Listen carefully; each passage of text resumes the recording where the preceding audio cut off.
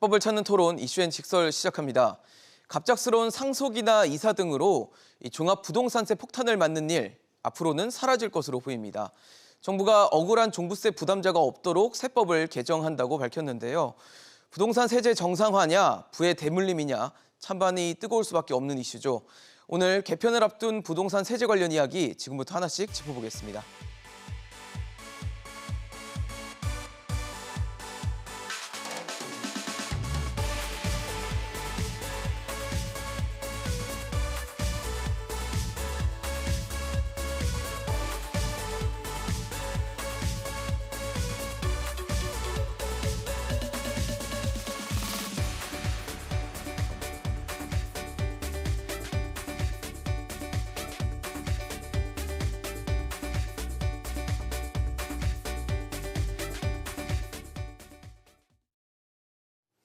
네, 오늘 함께해 주실 세 분 소개하도록 하겠습니다. 전국대학교 부동산교육협의회 장대섭 회장, 김민만 부동산연구소 김민만 소장, 정동근 변호사 나오셨습니다. 어서 오십시오. 반갑습니다. 안녕하세요.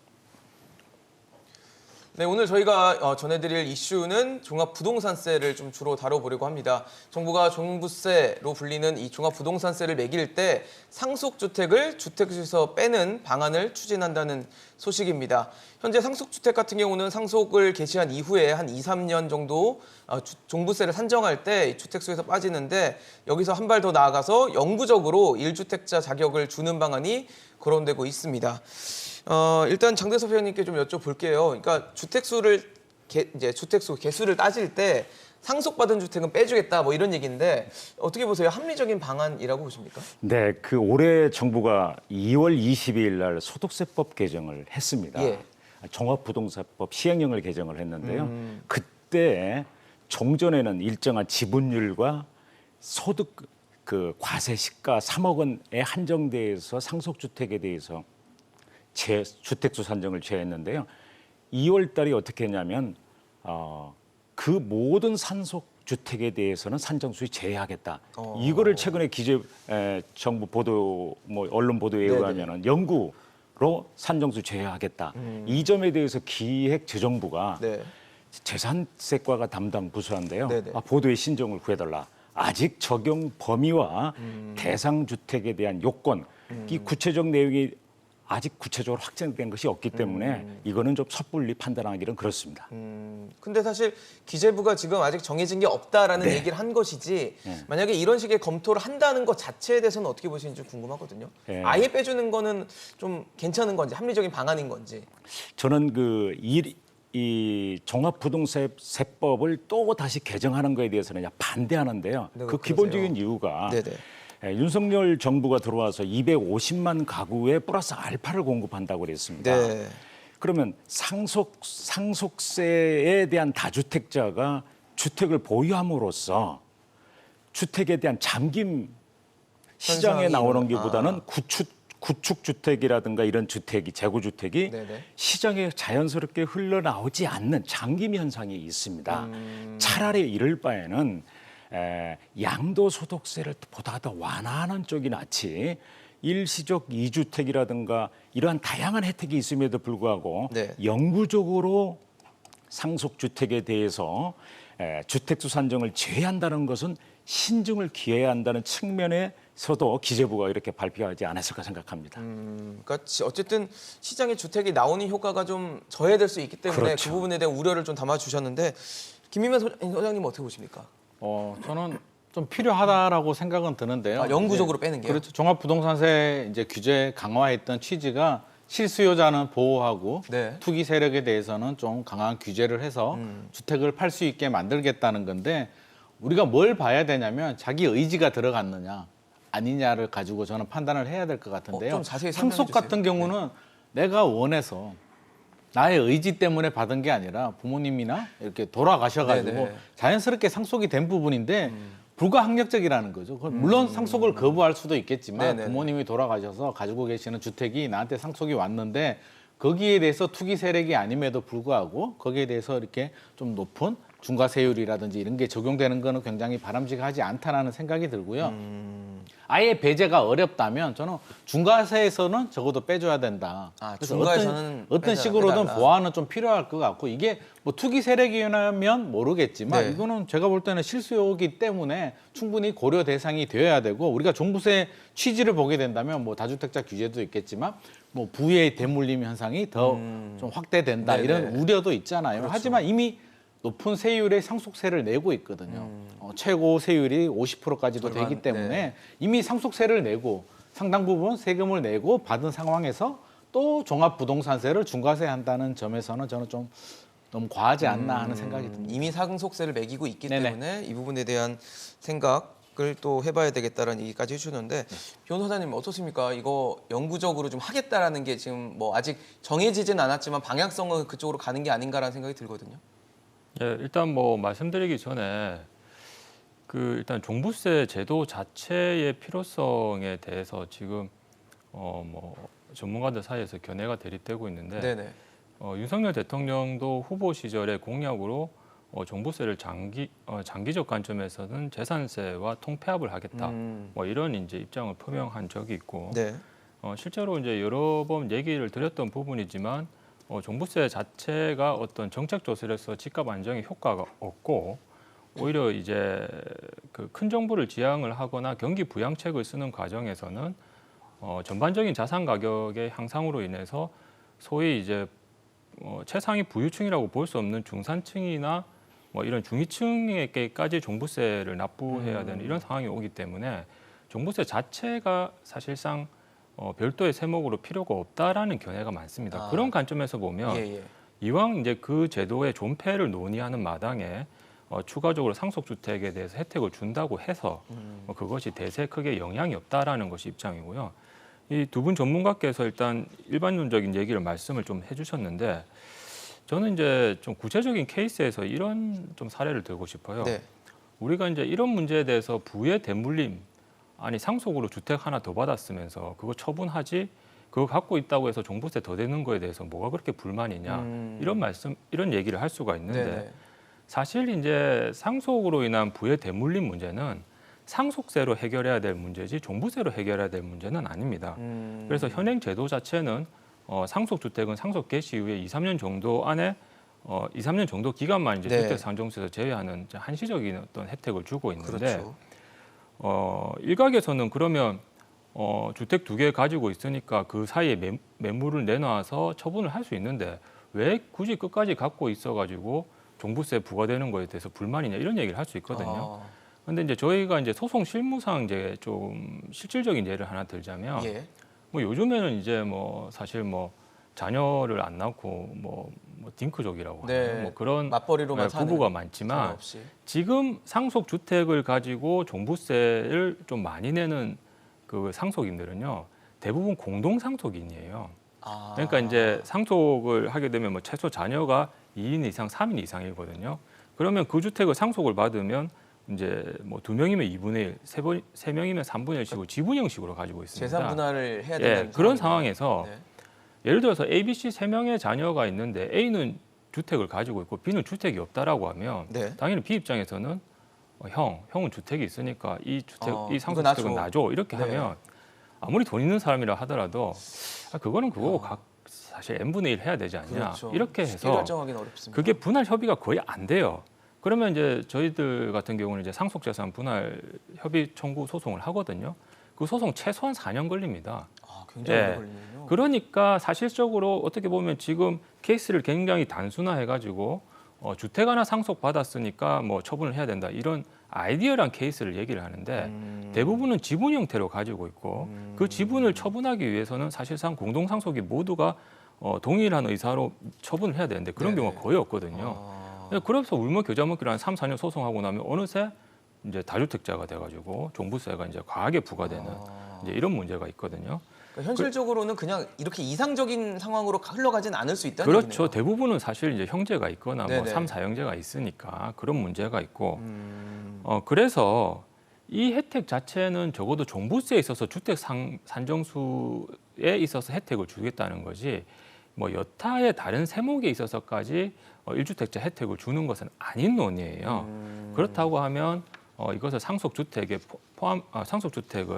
종부세 산정에 포함시킨다고 하더라도 네네. 그게 부의 대물림 효과는 크지 않다. 뭐 이런 관점에서 본다면 이왕 종부세에 대해서 재산세와 통폐합 논의가 있는 마당에 네네. 자신의 의지와 다르게 상속주택을 하나 받았다고 해서 종부세가 중과가 되는 부분은 좀 시정이 돼야 되지 않나. 저는 그런 의견을 말씀드리고 싶습니다. 회장님 뭐 말씀하실 게 있으신가요? 네, 사실 그 주택의 공급의 문제다. 네네. 일반적으로 상속주택은 그 직주 근접, 도심이라든가 기존의 부모들이 살고 있는 지역에 주택이 많이 있을 수 있습니다. 예를 들어서 종합부동산세는 모든 부동산에 대해서 납부하는 것이 아닙니다. 대부분 주택이나 부속토지입니다. 예를 들어서 농업용으로 이용되거나 네. 공업용으로 이용되는 것은 없어요. 그건 네네. 분리과세이기 때문에. 그래서 주택, 도심의 공급을 촉진하기 위해서 재건축, 재개발 요연하죠. 신도시, 3기 신도시 상당히 좀 어렵습니다.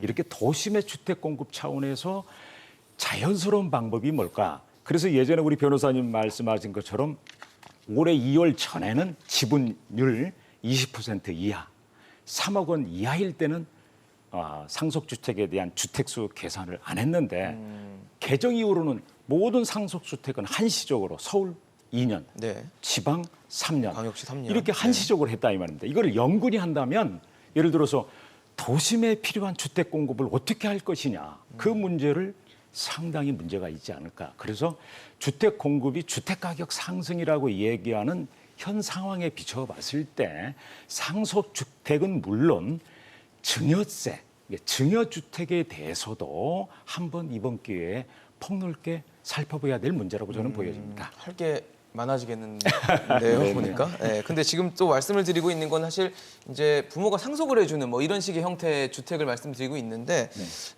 최근에 또 거론되는 얘기가 농가주택 얘기도 있어요. 농어촌 주택이라고 해서 만약에 농가주택을 한 채 더 사더라도 이거는 이제 주택수 종부세 대상에서 좀 빼주겠다라는 얘기들이 있는데 뭐 액수도 제한이 되어 있는 것처럼 뭐 보도들은 나옵니다. 3억 원이라는 이하의 주택에 대해 농가주택에 대해서는 종부세 산정에서 좀 빼주겠다라는 건데.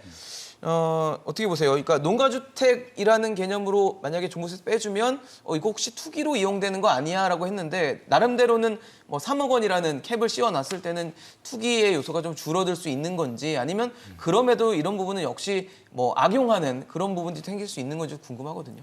이게 3억 원의 캡을 씌워두면 투기가 안 생길까요? 그럼 지방의 소형 아파트들은 풍선 효과가 왜 생겼을까요? 뭐 공시가격 1억 이하, 3억 이하 캡을 씌우면 그 캡이 오히려 틈새가 되고 기회가 되거든요. 그래서 물론 모든 농가주택이 다 대상이 되는 건 아니겠지만 네네. 제 생각에는 수도권 주변에 뭐 경기도라든지 충청도라든지 강원도 일부 지역 같은 경우는 충분히 우려스러운 상황이 발생할 수는 있습니다. 투기의 타깃이 될 수 그렇죠. 있다. 이번에 내용을 보면 이제 예. 상속주택이나 농어촌 주택 또는 문화재 주택은 이렇게 제외시켜 주겠다라는 내용이 나왔는데 예. 저는 필요는 합니다. 실수요자들이라면 이렇게 보호를 해줘야 되는 필요는 한데 농어촌 주택 같은 경우는 자기 의지잖아요. 상속주택은 내 의지가 아니고 부모님이 돌아가시니까 자동으로 이렇게 받는 거고요. 불가피하다. 네. 농어촌 주택은 나의 의지인데 예를 들어서 내가 농어촌 주택을 원래 가지고 있었습니다. 농사를 짓고 있었는데 뭐 도시에 또 아파트를 하나 더 샀습니다. 네. 이런 경우는 또 우리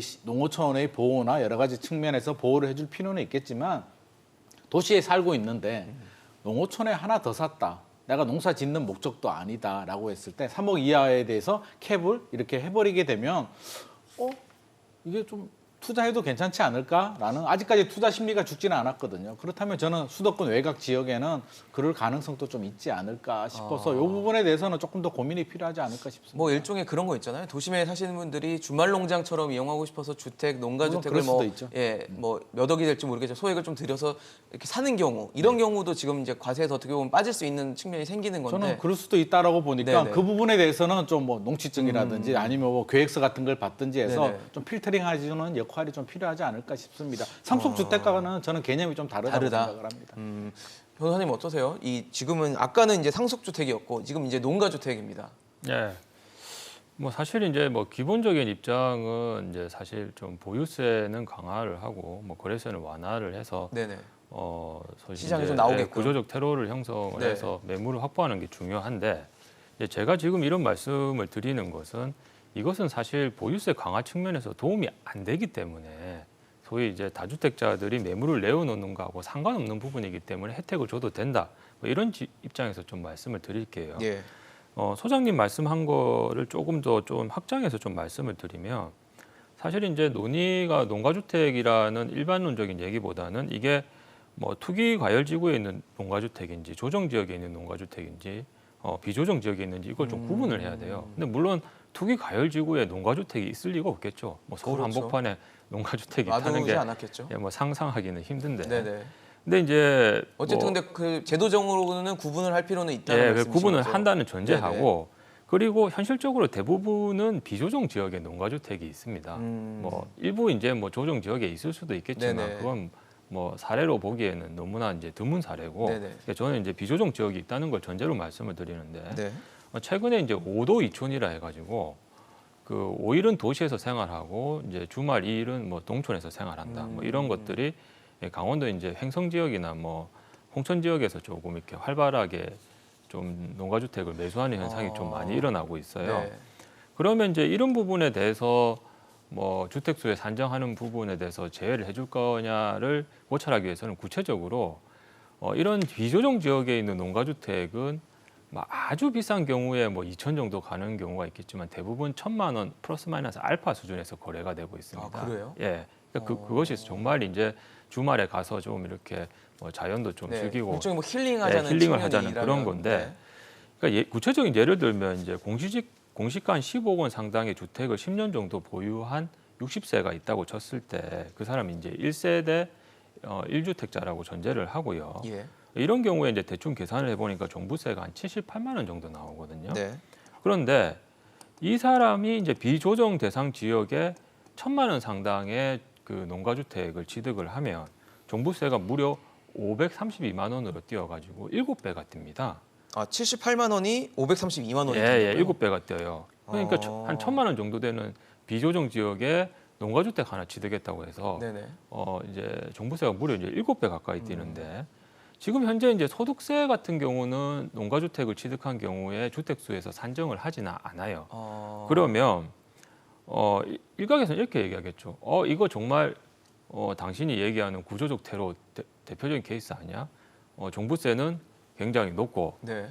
소득세에서는 양도세에서는 계산을 안 해주니까 거래세는 낮아지니까 매물을 내어놓게 하는 좋은 구조가 형성됐는데 왜 여기서 반대하냐? 뭐 이런 얘기를 할 수가 있는데 네. 잘 생각해 보세요. 그럼 이 사람이 뭐 도심 지역에 주택 하나 가지고 있고 농가주택 하나 가지고 있는데 그러면 주택을 내놓을 때 뭘 내놓겠습니까? 당연히 농가주택 내놓겠죠. 그렇죠. 사는 집을 뭐 내놓기는 1,000만 원짜리 어렵죠, 현실적으로. 뭐, 그러니까 이게 소위 이제 우리가 주택 공급 확대 차원에서 어떤 이제 종부세라는 보유세를 높인다는 거는 결국 주거 환경에 도움이 되는 주택을 확보를 해야 되는 건데 그 강원도 행성에 농가주택 하나 내놓는다고 서울 경기권에 있는 사람이 야 주거지역 확보하겠다 하면서 그 주택을 살 리가 없거든요. 그래서 사실상 이런 이제 비조정 지역의 농가주택을 구입하는 사람들은 어떤 투기 목적으로 구입을 하는 것이 아니고 대부분 어떤 주말의 여가 생활 이런 차원에서 구입을 한단 말이에요. 네.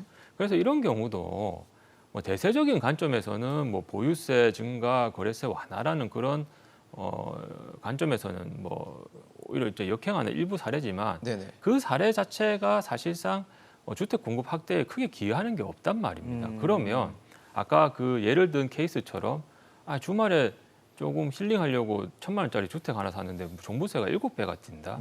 이런 불합리는 시정을 해야 되죠. 그래서 결론적으로 말씀을 드리면 이것을 허용한다고 해서 이것도 마찬가지로 주택시장 안정에 영향을 미치지 않는 케이스이기 때문에 이왕 허용을 해도 뭐 크게 문제는 없다. 현실적으로 뭐 예. 아까 말씀드렸던 뭐 매물이 잠기거나 이런 현상으로 이루어지지는 않을 예, 것이다라고 그건 상관이 없습니다. 물론 이제 거군요. 전제가 뭐 투기 과열지구나 조정 네, 지역이면 비조정 대상으로 근데 그런 지역에 말씀해 농가주택이 주셨고. 없겠죠. 네네.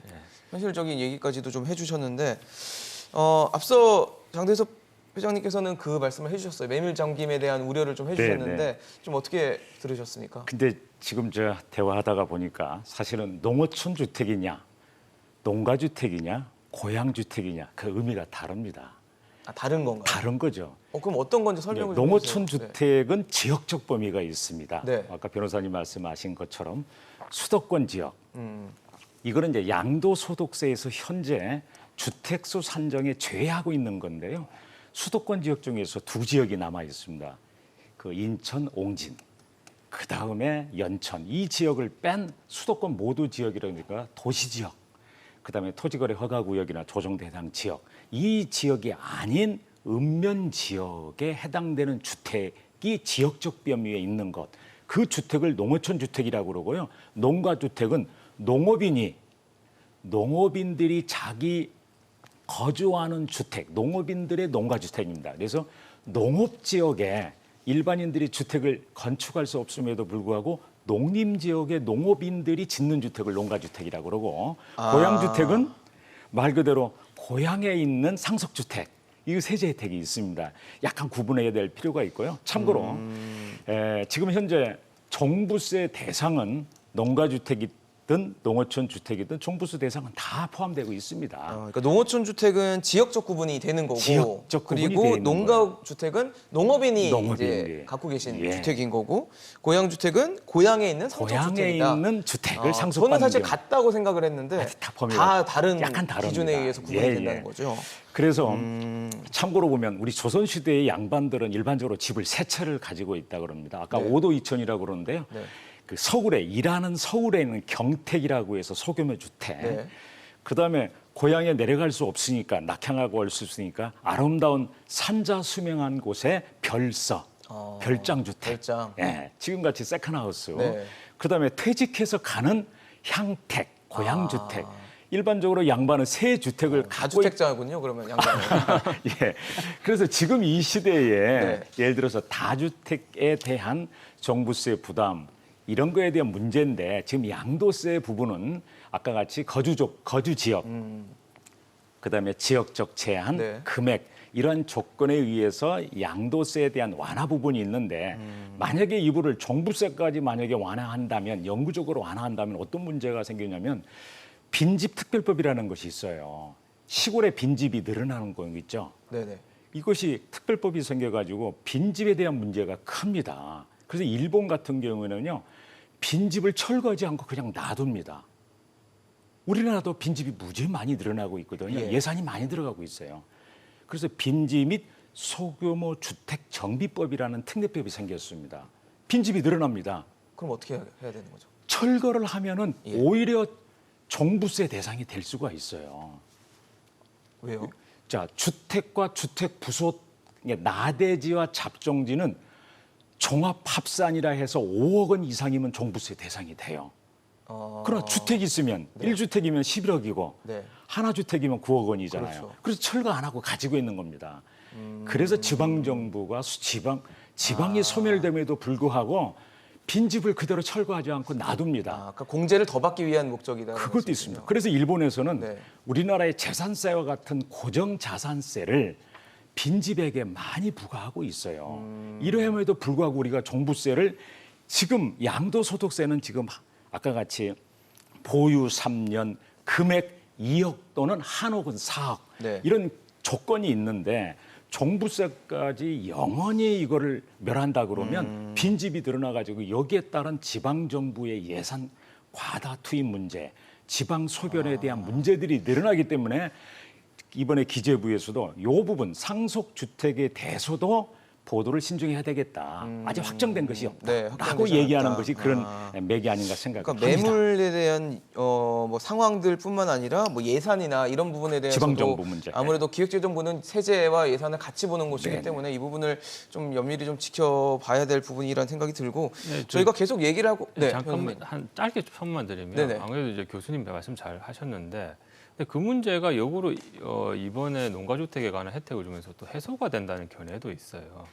빈집이 없어질 수 있다. 그러니까 오히려 여가 목적으로 가기 때문에 사실 사람이 안 살면 집이 굉장히 황폐화되는데 그렇죠. 한 달에 뭐 2번이라도 가서 관리를 해주고 오히려 그런 이제 도시인들이 내려가서 그 빈집을 또 매입을 해가지고 어느 정도 좀 계량 보수는 할 거 네네네. 아닙니까? 관리가 되니까. 관리가 되고 그러니까 도시와 농촌 간의 또 교류가 좀 활성화되면서 지역 교류가 활성화된다. 이런 측면에서 긍정적으로 보는 시각도 있는데 또 이제 교수님 같은 그런 시각도 있고. 그렇네요. 네. 그분을 어떻게 좀 뭐 극단적으로 맞다 틀리다의 문제라기보다는 좀 말씀하신 대로 도시에 계신 분들이 뭐 지방이나 농촌이나 시골에 가서 거기서 또 뭔가 상업 활동이 일어나고 네. 이러면은 또 그 지방이 조금은 살아날 네. 수 있는 부분들이 생길 수 있기 때문에 같이 어떻게 좀 봐야 될지도 좀 저희도 지켜보도록 할게요. 일단 오늘 뭐 여러 가지 얘기를 말씀드리고 있지만 기본적으로 종부세에 대한 말씀을 좀 드리고 있고 윤석열 대통령이 후보 시절부터 뭐 종부세 재산세 통합이나 이런 부분을 언급을 했기 때문에 앞으로 이 부분에 대해서 논의가 계속적으로 이루어질 것 같아서 또 말씀을 좀 드리려고 합니다. 지금 공시가격이 굉장히 많이 올랐죠. 그러니까 네. 집값 자체가 오르면서 공시가격도 많이 올랐는데 공시가격 현실화율도 많이 오르다 보니까 이게 속도 자체를 많이 이렇게 급상승시키는 효과를 놨던 것 같아요. 그래서 이제 정부가 11월까지 이 공시가격 현실화 계획을 수정해서 내년에 발표할 공시가격부터는 적용을 한다는 계획을 갖고 있는데 어떻게 보십니까? 로드맵 이미 세워놓은 로드맵을 일단 좀 속도 조절을 하겠다라는 취지인 것 같은데 세 부담이 로드맵을 수정한다 그래서 세 부담이 낮아질 수 있는 건지 결국은 집값이 떨어져야지 모든 거 해결해야 되는 게 아닌 건지 좀 궁금합니다.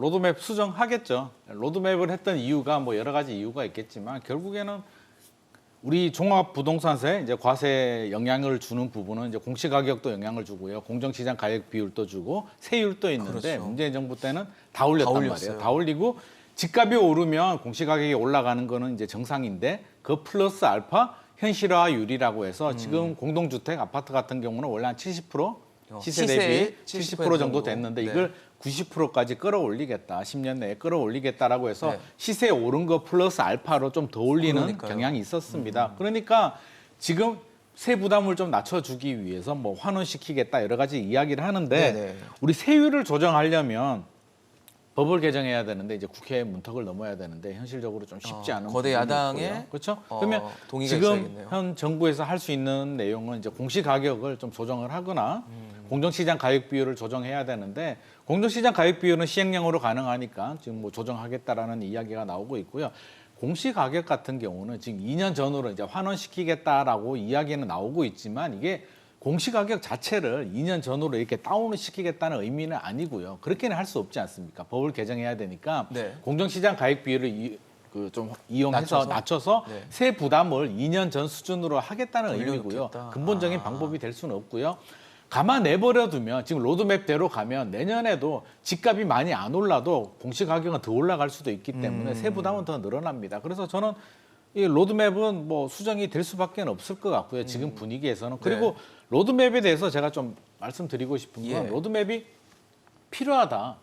안 필요하다는 좀 다른 문제인 것 같아요. 그래서 필요할 수도 있습니다. 필요한 논리가 있는데 네네. 우리가 느끼는 건 세 부담이 이게 공시가격이 종합부동산세에만 영향을 주는 건 아니잖아요. 네네. 수십 개 여러 항목에 영향을 주기 때문에 만약에 로드맵을 현실화해서 시세 대비 한 90% 수준으로 간다면 우리 국민들이 느끼기에 로드맵 현실화를 해도 좋겠지만 세 부담은 로드맵 현실화 때문에 세 부담이 늘어나는 거는 좀 바람직하지는 않거든요. 그래서 로드맵을 현실화하려면 세 부담 자체를 세율을 조정을 하든지 전반적으로 디테일하게 다 조정을 해야 될 것 같고요. 그게 아니라면 현실화율을 속도 조절을 하는 게 저는 필요하다라고 보여집니다. 그러니까 집값이 급등하는 시기에 공시가격 현실화까지 같이 병행하는 건 좀 문제가 있다고 부담스럽다는 지금은 것인 이제 거죠. 굉장히 좀 부담스러운 상황이니까 아무리 1세대 1주택자들 보호를 해준다고 하더라도 굉장히 부담스럽기 때문에 저는 명분이 왜 현실화를 해야 되느냐, 꼭 필요하다면 다른 세율까지 조정을 해야 되고요. 네. 그게 아니라면 현실화 로드맵은 좀 손을 좀 댈 필요가 있지 않나 싶습니다.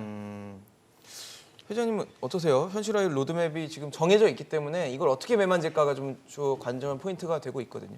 사실 그 양도소득세하고 현실화율은 상관이 없습니다. 이건 공시가격에 대한 현실화율이잖아요. 그렇죠. 네. 왜 그러냐면 공시지가 현실화율은 상당히 중요한 지가 체계입니다. 1989년에 제도가 도입돼서 약 30년이 넘어서 안착된 거예요. 그래서 2020년 3월 달에 현실화 로드맵을 부동산 유형에 따라서 각각 달리 조율하도록 되어 있습니다.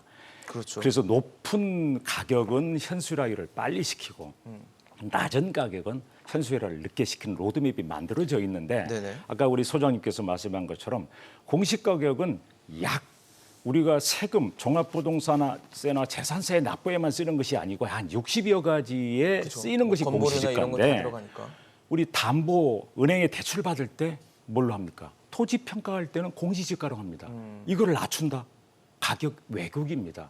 또 우리가 신도시라든가 도시를 개발할 때 도로를 개설할 때 보상을 뭘로 합니까? 이 공시지가로 기준으로 하는 겁니다. 이것이 또 왜곡이 됩니다. 그래서 공시지가는 로드맵 현실화를 놔두고 아까 소장님 말씀하신 대로 공정시장 가액 비율이 지방세법과 종합부동산세법 시행령에서 조정하도록 되어 있습니다. 네네. 요거를 지역 지방재정 자립도라든가 부동산의 유형이라든가 금액에 따라서 공정시장가액 비율을 조정하는 것이 낫지 30여 년 된 집값체들을 흔들겠다. 상당히 위험한 것이 아닌가 생각해서 이거는 신중해야 된다고 저는 생각합니다. 신중하게, 그러니까 공시 가격보다는 공정 시장가의 비율 같이 시행령으로 바꿀 수 있는 부분을 손질하는 게 더 나을 것이다라는 아이디어를 주셨는데 변호사님께도 여쭤봐야 될 것 같은데요. 어떻게 보세요? 예, 뭐 일단 이제 뭐 당연히 공시 가격을 재검토해서 뭐 현실화 로드맵을 좀 늦춘다고 하면 결론적으로 봤을 때는 이제 세 부담률이 도움이 되겠죠. 완화가 돼가지고. 네. 근데 이제 종부세를 결정하는 요인은 크게 이제 공시 가격하고 공정시장 가액 비율하고 이제 세율 이 세 가지가 있습니다. 그렇죠. 그런데 사실상 이걸 종합적으로 이제 뭐 수정을 보려면 이 세 가지를 다 봐야 되는데 특히 이제 세율 같은 경우는 이제 뭐 조세 법정주의 이런 것 때문에 국회 동의를 받아야 되기 때문에 지금 이제 민주당이 다수 절대 의석수를 차지하고 있는 있어서. 마당에서 이 부분이 쉽지 않고 물론 최근에 이제 민주당이 전혀 저도 좀 당황스럽게 입장을 좀 전향적으로 바꿔가지고 바뀌었어요. 다주택자한테도 종부세를 완화하겠다 해서 처음에 저는 길을 좀 의심을 했는데 아무튼 네. 그래서 선거 과정에서 좀 있었죠. 예 사실상 또 협조가 될 수 있는데 네네. 어쨌든 뭐 말만 그렇게 하는 건지 실제로 협조를 할지는 모르기 때문에 이제 정부 입장에서는 그나마 지금 행정부 차원에서 이제 검토를 할 수 있는 게 이제 공시가격하고 공정시장 가액 비율인데 뭐 그러면서 이제 뭐 공시가격을 현실화하는 부분에 대해서 조금 속도를 늦춘다고 하면서 동시에 공정시장 가액 비율을 뭐 100%로 계속 최고로 유지해서 뭐 세 부담을 완화하는 거를 방해하는 이런 행위는 하지 않겠죠. 근데 아까 또 교수님 말씀하신 것처럼 공시가격이라는 것이 건보료 같은 60여 개의 행정 작용과 행정 행위와 연관이 되어 있기 때문에 오히려 이제 뭐 현실화를 하지 않으면서 현실화를 하면서 대신 이제 뭐 지방세 특례 제한법이나 조세 특례 제한법 내지는 이제 종부세법 시행령 개정을 통해 가지고 종부세나 재산세는 완화시켜 주지만 여타의 높아진 공시가격 때문에 정작 도움이 필요한 서민층에서 도움을 받지 못하는 것은 또 문제가 있거든요. 이 부분은 이제 고려를 해야 되고요. 근데 저는 이제 꼭 이 문제를 한번 짚고 넘어가고 싶어요. 우리가 뭐 공시가 현실화율과 관련돼서 당장 이게 어떤 뭐 부동산 시장에 영향을 미치는가 이런 부분에 대한 고민을 많이 하는데 공시가 현재화율 자체의 문제점에 대해서도 한번 이제 근본적으로 좀 고민을 해볼 필요가 있어요. 왜냐하면 아무런 비판 없이 대부분의 전문가들이나 정부 입장에서도 그 최근에 거래가 된 사례가 소위 이제 적정 시장 가격이라고 전제를 하고 공시가를 산출을 하는데 사실 이제 시장 가치라는 게 그 경제학적으로 얘기하는 최근에 뭐 거래된 실거래가를 얘기하는 것이 아니고 충분한 데이터와 충분한 시간을 두고 쌓여진 소위 이제 안정화된 시장에서 시장 가격을 의미를 해요. 그런데 지금같이 이제 최근 5년간 부동산 가격이 비정상적인 어떤 요인을 통해서 폭등을 한 상황에서 과연 최근에 형성된 사례가 적정 가격으로 볼 수 있는지에 대한 재검토가 필요하고 이게 왜 필요하냐고 하면요. 우리가 이제 주택 공시가격 같은 경우는 1월 1일 기준으로 발표를 하지만 보유세는 이제 6월 1일 기준으로 부과가 되잖아요. 최근 5년간은 그 5개월 사이에서도 엄청난 가격 변화가 일어났습니다. 그러면 그 5개월 텀 동안 어떻게 변화된 가격에 대해서 충분히 반영이 못 되는 문제도 있고 그렇기 때문에 일부 전문가들 같은 경우는 그 해에 기속되는 어떤 사례들만 가지고 공시가를 정해야 되는 게 아니라 최소 뭐 2, 3년 정도 장기적인 데이터를 가지고 공시가를 좀 평균을 내야 된다 이런 견해도 있을 수밖에 없거든요. 그래서 사실 이 문제에 대해서 저는 좀 다른 관점으로 마무리를 좀 짓고 싶은 게 지금 어떤 의미에서는 공시가 현실화에 대한 재검토라는 어떤 표현을 쓰고 질문을 던지지만 사실 이 문제에 대해서 더 근본적으로 현실화 대상이 되는 공시가 자체에 대한 적정 가격에 대한 어떤 본질적인 질문 그리고 그것이 무엇인가에 대해서 한번 좀 진지하게 논의해볼 필요가 있지 않나 그런 말씀을 드리고 네. 마무리드리겠습니다. 종부세 개편을 뭐 검토를 하고 있는 입장이기 때문에 전반적으로 좀 손질을 좀 해야 될 것 같다는 생각이 드는데요. 사실 그 우리가 신고가 갱신 그러잖아요. 그렇죠. 시장에서는 가격이 사실은 실거래 가격, 그다음에 그 아까 우리가 말하는 공식 가격. 그렇죠. 사실 공식 가격이라는 것은 두 가지 여러 가지 유형이 있습니다. 토지는 표준지 토지 가격, 개별 토지 가격, 표준 주택 가격, 공동 주택 가격, 개별 주택 가격 이렇게 다양합니다. 그래서 현실화율이라 하는 것은 표준지를 일반적으로 말하는데요. 그런 감정평가사가 매년 1월 1일 날 기준으로 해서 2월에 공시를 하는데요. 네네. 거기에서 공시하는 거가 적정 가격입니다. 우리 변호사님이 아까 지적한 것처럼 일반적으로 특정한 시장에서 경매 시장이나 공매 시장에서 나오는 시장이 아니고 통상적인 시장에서 그다음에 정상적으로 거래가 이루어졌을 때 인정될 수 있는 거래가 성립될 수 있는 가능성이 높은 가격을 매년 감정평가사가 그거를 조사해서 그거에 의해서 개별 토지와 주택을 지자체가 조사 산정하는 거거든요. 네네. 이와 같이 신고가라고 말하는 실거래가, 요거는 양도소득세와 뭐 상속세, 증여세에 쓰지만 우리가 지금 말하는 재산세와 종합부동산세의 기본은 아까 말한 대로 그 공시지가가 기준이 된다. 공시가격이, 그래서 네. 공시지가를 현실화한다는 것은 시장 가격의 왜곡을 막고 시장 가격이 예전에 1989년 지가제도를 도입하기 전에 지가가 체계가 네 가지가 있어가지고 혼란스러웠던 것들을 다시 반복하는 것이 아닌가 해서 이 감정평가 학계라든가 부동산 학계에서는 공시가격 현실화와 재산세, 종부세의 문제는 좀 달리 봐야 되지 않느냐라고 얘기하고 있습니다. 알겠습니다. 뭐 요점은 그런 거겠죠. 이제 세부담이 너무 급격하게 늘어나는 것에 대해서 우려를 하는 부분들이 생기는 거고 이게 과연 세금의 정의에 맞는 것인가에 대한 근본적인 고민을 좀 할 수밖에 없는 상황이라고 보여지는데요.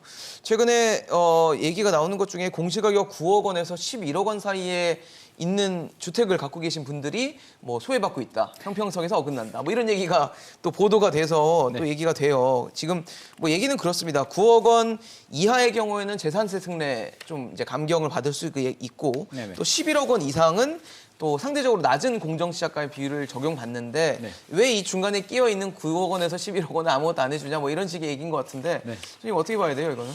이거는 약간 틈새가 생긴 것 같습니다. 이게 이제 9억에서 11억으로 작년에 이제 이렇게 인상을 하면서 네, 기준을 좀 기준 자체가. 올려주면서 좀 디테일하게 좀 손을 보지 못했나 하는 생각은 들고요. 네네. 물론 보완을 해야겠죠. 보완을 해야 되겠고 저는 이 기준 자체가 이게 보완할 게 한두 개가 아닙니다. 이게 전체적으로 한번 손을 좀 봐줘야 그러니까요. 되는데 저는 11억도 굉장히 불만인 게 네네. 이게 언제적 기준입니까? 6억, 9억도 벌써 예전에 막 10년 전 기준인데 10년 동안 집값이 최근 한 5년 동안 2배 정도 올랐고요. 그러니까요. 10년 동안 3배 정도 올랐으면 마포 아파트만 하더라도 뭐 한 10년 전, 15년 전에 뭐 한 5억, 6억짜리가 34평 아파트가 그 정도 됐는데 지금 한 15억, 20억 이렇게 맞아요. 가잖아요. 그래서 네. 전체적으로 시세는 한 3배 정도 올랐는데 기준은 뭐 6억에서 9억, 9억에서 11억. 11억 네. 굉장히 낮고 전체적으로도 조율이 안 되고 있기 때문에 저는 이번 기회에 전체적으로 양도세 세율도 그렇고요. 종합부동산세도 그렇고 기준 자체를 한 번 더 합리적으로 한번 조정할 필요가 있지 않을까 싶습니다. 너무 옛날 기준인데 땜질 서방처럼 하나 문제가 되면 하나 올리고 하나 올리다 보니까 이런 틈새가 생기는 것이거든요. 그래서 전체적으로 한번 올려놓고 테이블에 올려놓고 전체적으로 한번 또 합리적인 조정이 좀 필요하지 않나 싶습니다. 그러니까 아마 그런 것 같아요. 집값이 너무 많이 올랐기 때문에 기준들도 같이 상향돼야 되는 거 아니냐 맞습니다. 이런 그러니까 현실에 맞는 기준들이 생겨야 되는 게 아니냐라는 얘기인데 반대로 그런 좀 얘기도 있거든요. 그럼 집값이 떨어지면 낮출 거냐? 뭐 이런 얘기들이 있어서 그러면 집값 변동에 따라서 계속 기준이 바뀌어야 되는 것인지 아니면 근본적으로 어떤 규정을 미리 좀 만들어 놓는 게 좋은 것인지 변호사님은 어떻게 좀 보십니까? 예, 그래서 지금 뭐 이미 식상한 표현이든 뭐 세법 자체가 누더기가 됐다 이런 표현이 있는 게 예. 이게 이제 어떤 통일적인 법리나 어떤 세법 철학을 가지고 만든 것이 아니고 그때 필요에 의해서 임시방편책으로 지난 정부에서 너무 많이 세법 개정을 하다 보니까 이게 세법 자체 통일성이 없어요. 그래서 그런 부분은 소장님 말씀하신 대로 이제 전체적인 한번 일관적인 손질. 정비가 필요한 네, 거는 검토. 사실이고요. 그건 당연한 건데 이제 이런 부분을 좀 말씀을 드리고 싶어요. 이번에 이제 그 특례세율 적용을 받는데 이 부분은 사실은 아까 말씀드렸던 재산세 말씀하시는 거죠? 예, 네네. 예, 그래서 이제 그 9억 원 이하의 경우에 예, 공시가와 이제 공정시장 가액 비율, 세율 이런 부분에서 이제 쉽게 손을 볼 수 없기 때문에 사실상 이제 그 근거 법령이 뭐냐면 그 이제 재산세는 지방세니까 그 지방세 특례제한법이라는 게 있고 네네. 종부세는 국세니까 이제 조세 특례제한법이라는 게 있어요. 근데 이 법에 대해서 제가 좀 법률적인 설명을 좀 드리면 왜 그러면 그거를 종부세나 지방세법 자체를 개정하지 않고 특례제한법을 개정을 했냐고 하면 이게 지방세 특례제한법이나 조세 특례제한법은 왜 생겼냐면 하도 어떤 정치적 입장에 따라서 특례나 이런 것들을 자주 주니까 특례를 주는 것들만 모아가지고 그 특례를 줌에 있어서도 좀 제한을 해서 줘라라고 해서 특례만 모아놓은 법이 지방세 특례제한법하고 조세 특례제한법이에요. 모아놓은 거군요. 예, 그래서 그 법 자체는 굉장히 한시적인 성격을 가지고 있고 그래서 그 법이 개정이 굉장히 빈번하게 일어납니다. 네네. 근데 이제 이번에 그 어떤 혜택을 주는 부분은 사실상 종부세 시행령하고 조세 특례제한법하고 지방세 특례제한법 개정을 통해서 뭐 2020년 수준으로 부과를 한다고 했는데 네네. 저는 좀 나가서 이런 말씀을 드리고 싶어요. 사실 이제 국민들이 윤 정부에 기대하는 거는 물론 이제 세후 부담을 완화하면 개인 차원에서는 좋겠죠. 돈이 덜 나가니까. 근데 그것보다는 국가 전체적으로 기대하는 거는 부동산 가격의 안정이거든요. 그렇죠. 네. 근데 이번에 세 부담 완화가 과연 부동산 가격의 안정이라는 목적 하에서 이루어졌다고 저희는 보진 않습니다. 왜냐하면 뭐 좀 예민한 문제이긴 하지만 뭐 2022년 4월에 22대 국회 또 선거도 있고 이게 이제 또 부동산 공급 확대라든가 규제 철폐 정책은 사실 중장기에서 효과가 나는데 설사 그런 정책을 섣불리 시행했다가 단기에 부작용이 일어나게 되면 22대 역풍을 맞을 수 국회가 있다. 어떻게 될 줄 모르지 않습니까? 그래서 이제 이런 부분도 어떤 혜택을 주긴 하겠지만 어떤 일시적인 혜택에 불과하고 만약에 또 뭐 이제 국회에서 다수석을 이제 뭐 차지를 해가지고 더 이상 이제 그런 표심을 위한 선순 정책이 필요 없다고 하면 이 부분은 또 수정이 될 수도 있어서 앞으로 어떻게 될지 모르는 부분이 네네. 있어요. 그런데 제가 이제 말씀드리고 싶은 거는 그러면 그것이 부동산 가격 안정과 상관없이 국민들에 대한 조세 부담 경감 차원에서 혜택을 주는 거라고 하면 당연히 9억에서 11억 사이의 주택에 대해서 혜택을 줬었어야 되죠. 그건 이제 형평성의 문제니까 네네. 이제 그런 아쉬움이 좀 있고요. 네.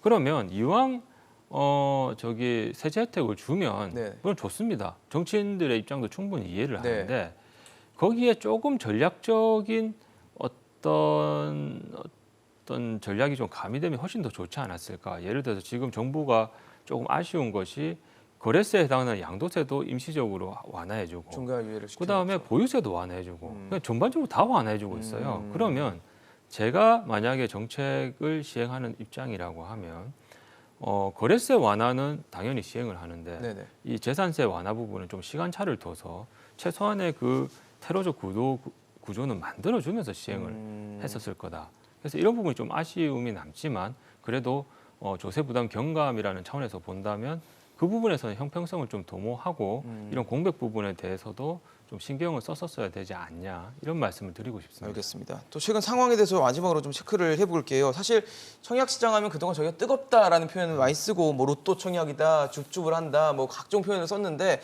최근 들어서 청약시장, 특히 서울 아파트 청약시장에서 뭐 계약 취소, 당첨이 됐는데 계약을 취소하시거나 아니면 아예 미분양이 나타난 사례들이 좀 늘어나고 있어서 혹시 이게 집값 하락의 신호탄인 건지 좀 어떻게 보시는지 궁금하거든요. 예, 그 최근에 그 국토연구원이 발표하는 K 리맵 지수가 있습니다. 어떤 지수인가요? K 리맵 지수가 있는데요. 네. 주택 시장에 참여하는 그 참여자들과 이게 이제 그 소비 네. 심리 지수가 있고요. 그다음에 압력 지수가 있습니다. 상승할 거냐, 하락할 거냐, 보합할 거냐. 네네. 요 지수에 보면 아직도 하락이 아니라 보합 또는 상승을 유지하고 있다. 아직 하락으로 보긴 좀 이르다라는 말씀이시군요. 예. 그런데 이 얘기는 이제 지역적 한계가 또 있습니다. 예를 들어서 요즘에 똘똘한 한 채, 네네. 그다음에 양극화에 대한 심화 이런 것이 있잖아요. 왜 그러냐면 외생의 그 경제 변수가 상당히 불안하고 있습니다. 불안할수록 사람들은 안전한 지역, 안전한 자산을 선호합니다. 그렇죠. 그 지역은 똘똘한 한 채에 몰입되는 거거든요. 이계적으로 강남 뭐 그렇겠죠. 사구 내기, 네. 그다음에 각 지역의 핵심 지역 이런 지역은 양극화에 의해서 늘어날 거고 그렇지 않는 지역은 빠지지 않겠느냐. 그러니까 지역적으로 좀 온도차를 보일 것이다라는 네네. 말씀이시군요. 소장님은 어떻게 보십니까? 분위기가 좀 바뀐 거는 사실이죠. 네네. 뭐 작년까지만 하더라도 선당 후곰이라고 해서 먼저 당첨돼야 되는데 이제 선곰 후당이라고 해서 먼저 고민하기 시작했거든요. 그러니까요. 그래서 시장 분위기가 이제 과도한 상승에 대한 피로감도 있고요, 금리 인상도 있고요. 반전은 되고 있는데 투자 네. 심리라는 게 하루 아침에 바뀌지는 않거든요. 그렇죠. 여전히 일시적인 조정일까 아닐까에 대해서 좀 긴가민가한 부분이 있기 때문에 좀 지켜보는 분위기는 강하지만 미묘한 변화는 분명히 있다. 이게 시작인지 앞으로 시간이 더 필요할지는 그렇죠. 좀 지켜봐야 될 것 같습니다. 알겠습니다. 시장이 변화를 하고 있고 또 뭐 이제 집값 고정에 대한 인식은 커지고 있고 대출 규제는 여전히 강하게 드라이브를 걸려 있기 때문에 과연 부동산 시장이 앞으로 어떻게 바뀔지 좀 신중하게 보셔야 될 것 같고요. 저희가 앞서 말씀드린 종합부동산세 개편도 정부에서는 신중하게 접근하자는 자세를 보이고 있어서 이 부분도 좀 하나씩 지켜보시면서 뭐 집값 보유에 대한 고민도 같이 해보시면 어떨까 싶습니다.